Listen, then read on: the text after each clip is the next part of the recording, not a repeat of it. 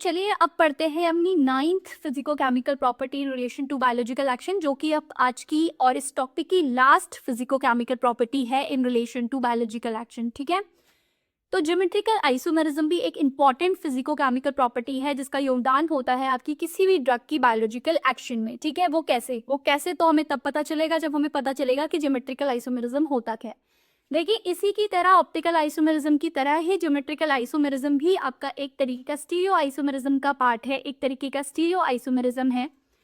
इसमें भी दो जो आइसोमर्स हैं या दो कंपाउंड जो है उनके मॉलिक्यूलर फॉर्मूला सेम होंगे, उनके मॉलिक्यूलर वेट सेम होंगे, उनका स्ट्रक्चर सेम होगा, लेकिन डिफरेंस क्या होगा? डिफरेंस होगा अगेन उसके भी स्पेशल अरेंजमेंट में। लेकिन उसके स्पेशल अरेंजमेंट कहाँ पे? डबल बॉन्ड के अराउंड। जो भी मॉलिक्यूल ज्योमेट्रिकल आइसोमेरिज्म शो कर रहा होगा, पहला तो उसमें कहीं ना कहीं रिंग सिस्टम या फिर आपका डबल बॉन्ड होगा, और उस डबल बॉन्ड के अराउंड दोनों कंपाउंड्स में का जो एटम्स हैं, जो एटम्स लगे हुए हैं या फिर जो ग्रुप ऑफ एटम्स लगे हैं, उनका स्पेशल अरेंजमेंट चेंज होगा। और उस डबल बॉन्ड के अराउंड उस स्पेशल अरेंजमेंट होने की वजह से ही, अलग अलग स्पेशल अरेंजमेंट होने की वजह से ही आइसोमेरिज्म निकल के आता है, जिसका नाम होता है ज्योमेट्रिकल आइसोमेरिज्म। ठीक है, अब जो ज्योमेट्रिकल आइसोमेरिज्म है वो होता क्यों है? देखिए, वो होता इसीलिए है क्योंकि बीच में जो डबल बॉन्ड है, ये जो आपका रिंग सिस्टम है, जब तक सिंगल बॉन्ड था, जब या सिंगल बॉन्ड होता है, तब तक देखिए जो सिंगल बॉन्ड के अराउंड जो एटम्स लगे होते हैं, ग्रुप ऑफ एटम्स लगे होते हैं, वो आराम से मूव कर सकते हैं, रोटेट कर सकते हैं अपने एक्सिस में, या जैसे भी उन्हें रोटेट करना हो। वहीं अगर डबल बॉन्ड हो जाता है या बीच में कहीं रिंग सिस्टम आ जाता है, तो ये जो रोटेशन है ना, वो रिस्ट्रिक्ट हो जाता है। अब वो वैसे नहीं हो सकता जैसे पहले फ्रीली हो सकता था, वैसे अब एटम्स या ग्रुप ऑफ एटम पहले की तरह फ्रीली मूव नहीं कर सकते हैं। और इसी वजह से ये ज्योमेट्रिकल आइसोमेरिज्म का फंडा निकल के आता है और दो आइसोमर्स बन जाते हैं, जिसको कहा जाता है सिस और ट्रांस पुराने सिस्टम के हिसाब से, और मॉडर्न सिस्टम के हिसाब से वो होते हैं EN-Z आइसोमर्स बन जाते हैं। ठीक है, तो अब इनका क्या रोल होता है हमारे ड्रग की बायोलॉजिकल एक्शन में? देखिए, वही है कि दोनों के दोनों जो आइसोमर्स होते हैं भले ही सेम दिखे, but no, they are not same, क्योंकि स्पेशल अरेंजमेंट चेंज हो गया। तो अब रिसेप्टर के साथ जो इनकी बाइंडिंग है वो एक आइसोमर की दूसरे आइसोमर की तरह नहीं होगी, और हो सकता है इनकी फार्माकोलॉजिकली एक्टिव जो फार्माकोलॉजिकल एक्टिविटी है दोनों की एकदम अलग अलग हो सकता है एक की ज़्यादा एक की कम हो सकता है एक की पोटेंसी ज़्यादा एक की पोटेंसी कम हो सकता है, एक ज़्यादा टॉक्सिक हो दूसरा कम टॉक्सिक हो, या एक टॉक्सिक बिल्कुल ना हो और दूसरा टॉक्सिक।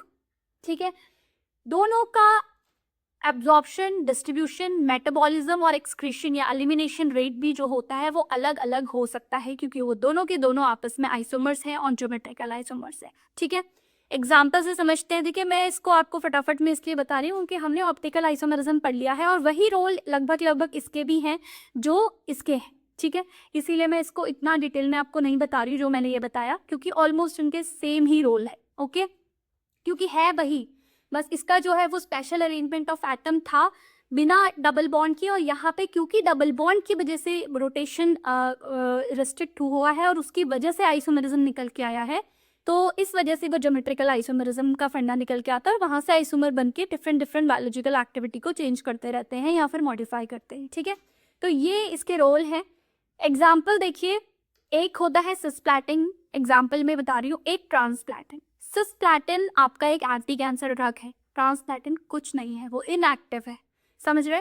दोनों के दोनों अलग अलग, एक ही ड्रग है, वो सिस्प्लैटिन ही है, लेकिन क्योंकि वो दोनों अलग अलग ज्योमेट्रिकल आइसोमर है, एक सिस फॉर्म है एक ट्रांस फॉर्म है, आप जानते होंगे अगर, तो देखिए अगर नहीं पता बिल्कुल ही तो मैं बता देती हूँ, ये डबल बॉन्ड लगा हुआ है। सिस फॉर्म ये होता है अगर दोनों के दोनों सेम एटम, ठीक है, ये देखिए ये दोनों के दोनों ग्रुप सेम है और सेम कार्बन पे लगे हुए हैं, सेम पोजीशन पे, सेम डायरेक्शन में ही है।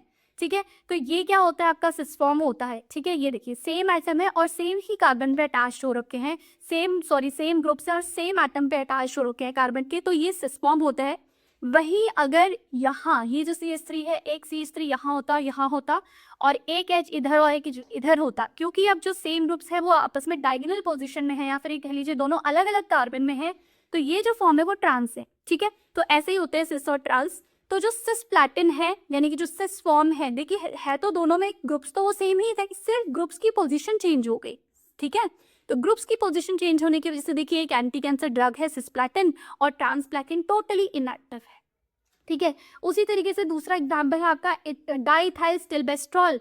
जो डाइथाइलस्टिल्बेस्ट्रॉल के भी दो आइसोमर निकल के आते हैं ज्योमेट्रिकल आइसोमरिज्म होने की वजह से सिस और ट्रांस। जो आपका ट्रांस वाला फॉर्म है वो एस्ट्रोजेनिक है और जो सिस है वो एस्ट्रोजेनिक तो है लेकिन वो लेस एक्टिव है, ठीक है। जैसा कि मैंने कहा कि दोनों अलग अलग फार्माकोलॉजिकल एक्टिविटी भी हो सकती है कि एक कम एक्टिव हो दूसरा ज़्यादा एक्टिव हो सकता है कि एक टॉक्सिक हो एक सेफ हो।